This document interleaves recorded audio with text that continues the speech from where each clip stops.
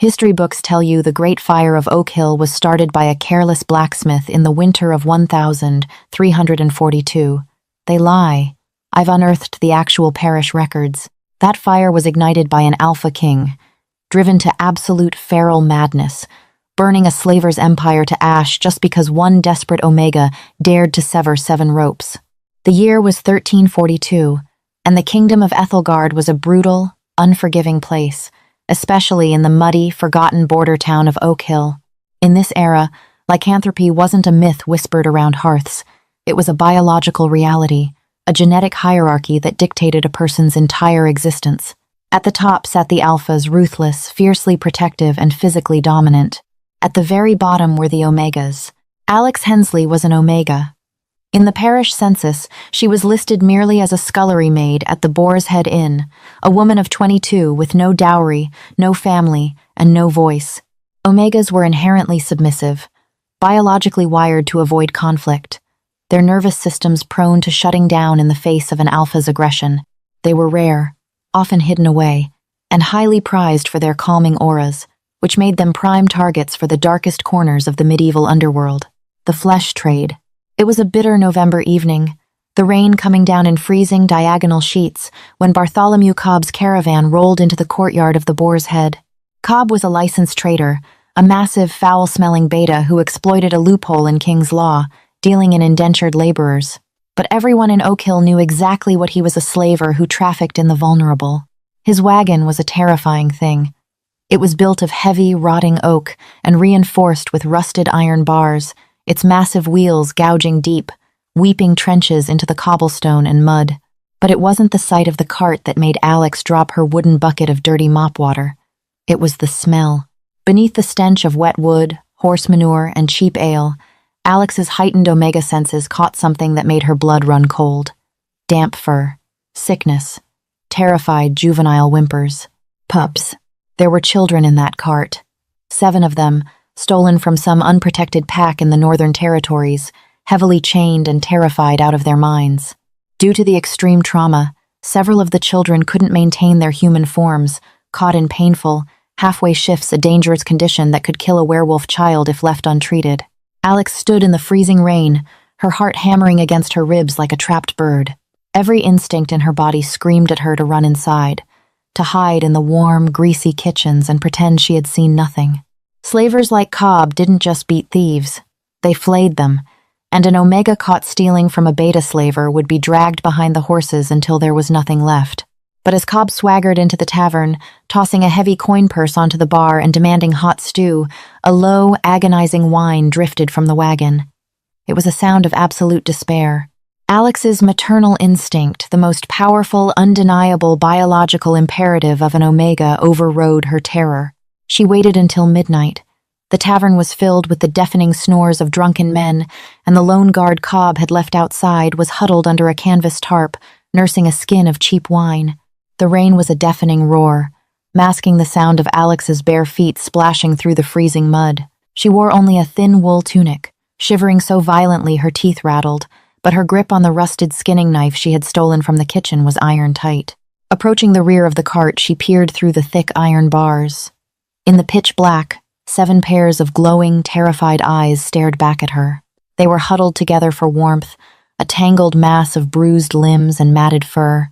The youngest, a boy of no more than 5 named Toby, had an iron collar clamped so tightly around his neck it was cutting off his air. "Shh," Alex whispered, her voice trembling but laced with the deep, resonant, calming frequency unique to omegas. The effect was immediate. The frantic whimpering ceased. The pups pressed toward the bars, desperate for her scent, a mixture of lavender and clean rain. Alex went to work. Her hands were numb, her fingers bleeding as she sawed frantically at the thick, brine-soaked hemp ropes binding the cage doors. The knife was agonizingly dull. It took 10 grueling minutes to sever the primary knot. When the heavy wooden door finally swung open with a rusty shriek, Alex's heart stopped. The guard stirred under his tarp, grunting. Alex froze, pressing her back against the wet wood, holding her breath until her lungs burned. After a long, agonizing moment, the guard snored heavily, shifting back into a drunken stupor. "Go," Alex mouthed to the oldest pup, a lanky girl with half-shifted wolf ears.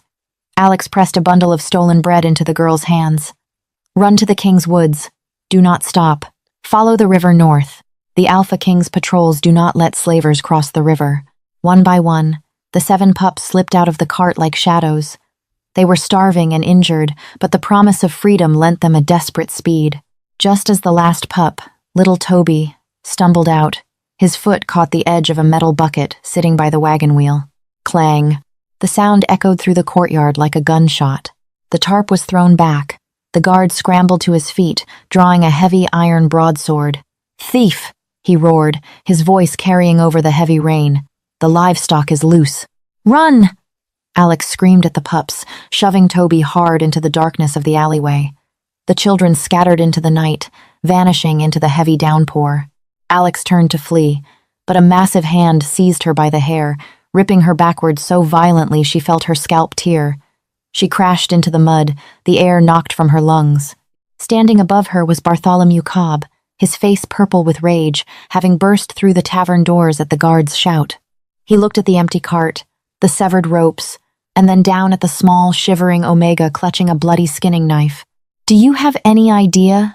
Cobb hissed, his boot pressing heavily against Alex's throat. "How much gold you just cost me, you worthless bitch." Alex couldn't breathe. The mud was filling her mouth, the rain blinding her. But as she looked past Cobb's massive legs toward the dark tree line, she saw nothing. No shadows, no glowing eyes. The pups were gone. They had made it to the woods. Alex closed her eyes, ready for the end. She had severed the ropes. She had accepted the cost. King Gideon Cross did not sit on a velvet throne, nor did he hide behind castle walls while his kingdom suffered. He was a pure-blood alpha, a man whose reputation for absolute, unyielding justice was matched only by the terrifying violence he was capable of unleashing. He was attempting to drag his savage kingdom into a civilized age, but the wildness of his wolf was always surging just beneath his skin. That night, Gideon was personally leading a cavalry patrol through the King's Woods, hunting a pack of rogue bandits that had been terrorizing the northern trade routes. He rode a massive black destrier, his heavy chainmail soaked through with the freezing rain, his thick dark hair plastered to his forehead. Suddenly, Gideon's wolf pushed forward, violently seizing his senses. He hauled back on his horse's reins, bringing his column of knights to a jarring halt. "Sire?" his lieutenant, a scarred beta named Thorn, no, a scarred beta named Gregory asked, his hand dropping to his sword hilt. "Do you smell the bandits?" "No," Gideon growled, his golden alpha eyes piercing the darkness of the trees. "I smell blood, and fear, small fear." Gideon dismounted, his heavy leather boots sinking into the saturated earth. He moved with a predatory grace that unsettled even his most hardened knights. He pushed through a thicket of razor-sharp briars, following a scent that made his chest ache with an ancient protective fury. Huddled beneath the hollowed roots of a massive oak tree were 7 children. They were freezing, starving, and shaking uncontrollably. They smelled of iron, old blood, and the unmistakable stench of a slaver's cart. When Gideon approached, the oldest girl threw herself in front of the others, baring dull teeth in a futile attempt to protect her pack. Gideon didn't command them. He didn't use his alpha voice, which could easily force them into submission. Instead, he dropped to his knees in the mud, stripping off his heavy, fur-lined cloak and holding it out. He lowered his head, exposing his throat in a universal gesture of non-aggression. "You are in the King's Woods," Gideon rumbled, his voice low and soothing. "No chain will ever touch you here. I swear it on my blood." The girl's tough facade crumbled. She collapsed into tears, grabbing the cloak and wrapping it around the smaller pups. "We escaped," she sobbed, her words barely coherent. "The cart, in the village. But they caught the lady who smelled like lavender." Gideon's head snapped up. His wolf, normally disciplined and caged by years of royal protocol, slammed against the inside of his ribs. "Lavender. Who?" Gideon asked, his voice deathly quiet. "An Omega, the little boy, Toby," whispered, pointing a trembling finger south toward Oak Hill. "She cut the ropes. The bad man with the scars. He said he was going to skin her alive." The change in King Gideon Cross was instantaneous and terrifying. The civilized monarch vanished, replaced entirely by an apex predator. The mistreatment of an Omega was a high crime in Ethelgard. They were sacred, fragile beings that the Alphas were biologically programmed to protect at all costs. But for an Omega to risk her life against a slaver to save pups? Gideon stood up, turning to Gregory. Take the children to the fortress. Summon the royal physicians. If a single one of them dies, you will answer to me. And you, sire? Gregory asked, looking nervously at the king's glowing eyes. Gideon swung himself onto his horse. I am going to Oak Hill, and I am going to remind the gutter rats of this kingdom why they fear the dark. It took Gideon and a detachment of 10 elite guards less than 20 minutes to tear through the distance to the village. They didn't slow down as they entered Oak Hill. The heavy hooves of their war horses shattered the quiet night, sending villagers scrambling away from windows. Gideon pulled up in the courtyard of the Boar's Head Inn. The rain had slowed to a drizzle, but the tension in the air was suffocating. There, in the center of the muddy yard, was Bartholomew Cobb's massive wagon, and chained to the rear wheel, stripped to a thin, torn chemise, her back crisscrossed with fresh, bleeding whip marks, was Alex. She was unconscious, her head slumped forward, rain washing the blood down her pale arms. Gideon dismounted. He didn't draw his sword. He didn't need to. Cobb, hearing the commotion, stepped out of the tavern, flanked by 3 heavily armed mercenaries. When Cobb saw the royal crest on the knights' shields, he paled, but quickly recovered his arrogant swagger. He reached into his coat and pulled out a roll of parchment. Halt! Cobb shouted, holding up the paper. I am a licensed trader, operating under the mercantile laws of Lord Reginald. This woman is a thief. She destroyed my property, and under local law, she is now my property, to do with as I please, until her debt is. Gideon crossed the courtyard so fast it seemed he simply vanished and reappeared. He didn't speak. He didn't argue the law. Gideon's massive, gauntleted hand shot out, wrapping around Cobb's thick neck and lifting the 300-pound slaver off the ground with one arm. Cobb dropped the parchment, his legs kicking frantically, his hands tearing at Gideon's unbreakable grip. The 3 mercenaries drew their weapons, but a collective, earth-shaking growl from Gideon's knights froze them in their tracks. Gideon threw Cobb backward with terrifying force. The slaver crashed through the solid oak door of the tavern, splintering the wood and collapsing into a groan of agony on the floorboards inside. Ignoring the bleeding man, Gideon fell to his knees beside the cart. The smell of copper and pain was overwhelming. With his bare hands, Gideon grabbed the heavy iron chain binding Alex's wrists to the wheel. He let out a deep, guttural roar, the muscles in his back straining until the chain suddenly snapped like dry twigs. Alex slumped forward, and Gideon caught her against his chest. The moment his skin touched hers, the world stopped. A shockwave, physical and violent, ripped through Gideon's body. The air left his lungs. His wolf let out a howl inside his mind that deafened him. The scent of her lavender, rain, and sheer, breathtaking courage bypassed his senses and anchored itself directly into his soul. It was the mate bond, the rarest, most legendary biological tether in their world. This broken, bleeding scullery maid wasn't just a brave Omega. She was his Omega, his destined mate. Alex's eyelids fluttered. Through the haze of pain and blood loss, she looked up into the glowing golden eyes of the Alpha King. Her Omega instincts, which should have been screaming in terror at the presence of a dominant Alpha, instead blanketed her in a warm, overwhelming sense of absolute safety. You're safe, Gideon whispered, pressing his forehead to hers, his voice trembling with an emotion he had never known. I have you. The pups are safe. You did it, my brave girl. Alex let out a small, broken sigh and lost consciousness, her hand gripping the thick fabric of his tunic. Gideon stood up, cradling his mate in his arms as if she weighed nothing. He looked at the cart, the symbol of her torture, the cage of his people's children. He looked at the tavern, where Cobb was groaning on the floor, sputtering about laws and lords. Burn it, Gideon commanded, his voice echoing across the courtyard like thunder. Sire? One of his knights asked, hesitating. Lord Reginald's laws state. I am the law, Gideon roared, his golden eyes flashing in the darkness. Strip the slaver, let him watch, burn the cart, burn the tavern, burn everything that bears his mark, and let the ashes choke Lord Reginald if he dares object. The knights didn't hesitate again. Torches were lit.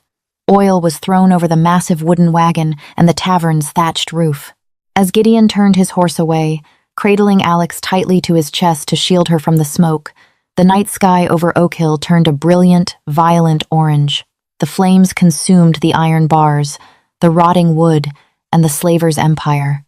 King Gideon Cross rode into the dark woods with his mate, leaving a fire behind him that would burn in the history books forever, erasing the darkness of the past and setting the stage for a revolution that none of them could foresee.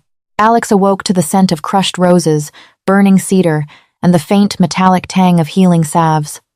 For a fleeting, panicked second, she thought she was dead.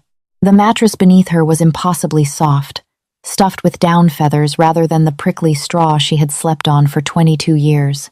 She opened her eyes, gasping as the dim light of a roaring hearth illuminated a massive canopy bed draped in heavy crimson velvet. She was no longer in the mud of Oak Hill. She was in the heart of the capital, deep within the impenetrable stone walls of the royal fortress of Ethelgard. Her back throbbed with a dull ache, but the searing agony of the slaver's whip was gone. Someone had carefully bound her wounds in pristine white linen. As Alex pushed herself up, clutching the silken bedsheets to her chest, the heavy oak door creaked open. King Gideon Cross stepped into the room. He was no longer clad in rain-soaked chainmail, but the dark, tailored leather of a reigning monarch did nothing to soften the lethal grace of his movements. The moment his golden eyes locked onto hers, that terrifying, breathtaking shockwave ripped through Alex's chest again. Her Omega biology, entirely unaccustomed to the raw, concentrated power of a pure-blood alpha mate, sent a flush of heat racing up her neck. She trembled, instinctively lowering her gaze, her submissive nature warring against the strange, fierce pull in her soul. "Do not lower your head," Gideon rumbled, his voice a low, vibrating baritone that sent shivers down her spine. He crossed the vast chamber in 3 long strides, stopping just short of the bed, as if terrified his proximity might break her. "Never to me. Never to anyone in this castle." "The children," Alex whispered, her voice hoarse and thoroughly terrified. "Toby, the girl, are they are safe," Gideon interrupted softly, dropping to one knee beside the bed so their eyes were level. "They are gorging themselves on roasted pheasant in the kitchens as we speak. Because of you." He reached out, his massive, calloused hand hovering inches from her cheek before gently tucking a stray lock of brown hair behind her ear. "You severed the ropes, Alex. You saved my people." According to the surviving letters of Sir John Paston, a highly reliable, real 15th century record keeper whose private correspondence detailed the hidden political scandals of the era, this exact moment was the catalyst for the greatest upheaval in Ethelgard's history. Paston's private letters revealed that Gideon did not merely bring a scullery maid into the royal wing. He had brought a lit match into a powder keg. "I am an Omega," Alex breathed, tears welling in her eyes as the reality of her situation crushed her. "I am a thief. I destroyed a licensed trader's livelihood. Lord Reginald will demand my head." "Lord Reginald is a parasite," Gideon growled, his golden eyes flashing with a sudden, terrifying, protective fury. "And Bartholomew Cobb is rotting in a dungeon. You are my mate, the other half of my soul. By the ancient laws of the First Wolves, you are the future queen of Ethelgard." Before Alex could process the absolute impossibility of his words, a frantic knock shattered the quiet intimacy of the room. Gregory, the king's scarred beta lieutenant, pushed through the heavy doors, his face pale and tight with anxiety. "Forgive me, sire."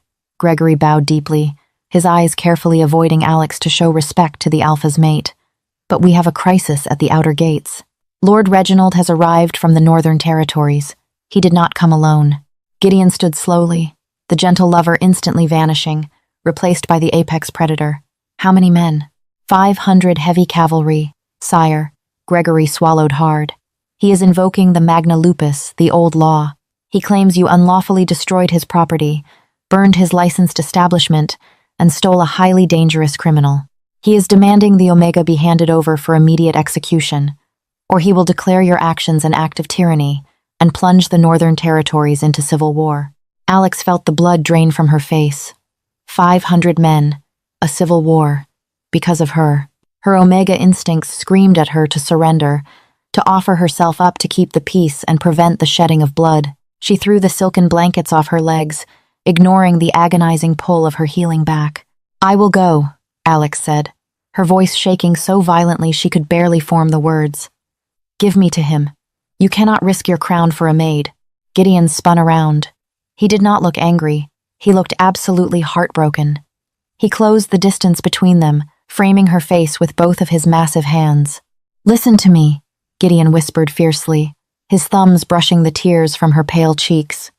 "For centuries, our kind has treated Omegas as weak, as property, as something to be hidden or sold. But you faced down a monster in the freezing rain with a dull kitchen knife to save children that were not your own. You are not weak, Alex. You have more courage in your scarred back than Reginald has in his entire army." Gideon kissed her forehead, a brand of absolute devotion. "Rest. Let your alpha handle the parasites." The Great Hall of Ethelgard was a masterpiece of intimidating architecture, featuring soaring vaulted ceilings and towering stained glass windows that cast blood-red shadows across the polished stone floor. Today, it felt like an executioner's block. Lord Reginald stood in the center of the hall, flanked by a dozen heavily armored mercenaries. Reginald was a sneering, arrogant alpha with a silver-streaked beard and a chest puffed out with unearned pride. He represented the old guard, the wealthy, corrupt purists who thrived on the suffering of the lower classes. Gideon sat upon the obsidian throne, his posture relaxed but radiating a lethal, suffocating aura that made the air in the vast room feel incredibly thin. "You have broken the sacred mercantile treaties, King Gideon," Reginald's voice boomed, echoing off the stone walls. "You burned a legitimate business. You assaulted my licensed trader. And for what? A filthy, thieving Omega who belongs in a breeding camp, not a royal fortress. Hand her over, pay the restitution in gold, and I will graciously overlook this lapse in your sanity." "Your trader was trafficking pups," Gideon stated, his voice a low, dangerous purr. "Trafficking our own kind. Children. My laws strictly forbid the enslavement of wolves." "They were feral strays," Reginald snapped, waving a dismissive, jewel-ringed hand. "Unclaimed burdens on my lands. Cobb was merely transporting them to a workhouse. It is entirely legal under the provincial mandates you yourself signed. The Omega is the only criminal here." Tension stretched so tightly across the room it threatened to snap. Gideon's claws slowly elongated, gouging deep grooves into the stone armrests of his throne. He was moments away from ripping Reginald's throat out. Damn the political consequences. When the heavy side doors of the great hall creaked open, the entire room went dead silent. Alex walked in. She was no longer wearing the rough wool of a scullery maid, nor the thin chemise of a prisoner. She wore a breathtaking gown of deep, midnight blue velvet, embroidered with the silver crest of the royal house. Despite her pale skin and the clear pain in her steps, she walked with a quiet, undeniable dignity. But she did not walk alone. Clinging tightly to her hand was little Toby.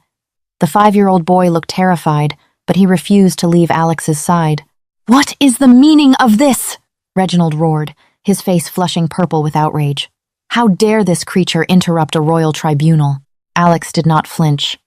She felt the heavy, reassuring weight of Gideon's gaze on her, anchoring her, giving her the strength to override a lifetime of conditioned submission. She walked directly toward the center of the room, stopping 10 paces from the furious lord. "He says they were feral strays," Alex spoke. Her voice was not loud, but her unique Omega frequency carried a strange, resonant clarity that commanded absolute silence. "He says they were unclaimed burdens." She knelt beside Toby.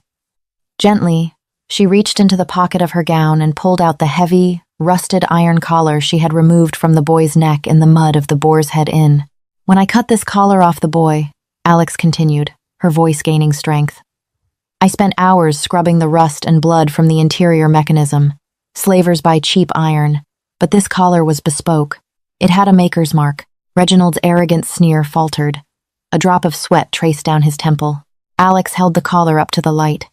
"It bears the crest of Duke Harrison of the Eastern Valleys, an Alpha Duke who, according to the king's own reports, died in a mysterious hunting accident 3 months ago." Gasps echoed through the great hall. Gregory stepped forward, his eyes wide as he stared at the collar, then down at the boy. "It cannot be," Gregory whispered. Duke Harrison's entire family was reportedly lost to a winter fever shortly after his death. His lands were absorbed by Lord Reginald. The twist hit the room like a physical blow. The historical diaries of Sir John Paston explicitly document this horrifying revelation.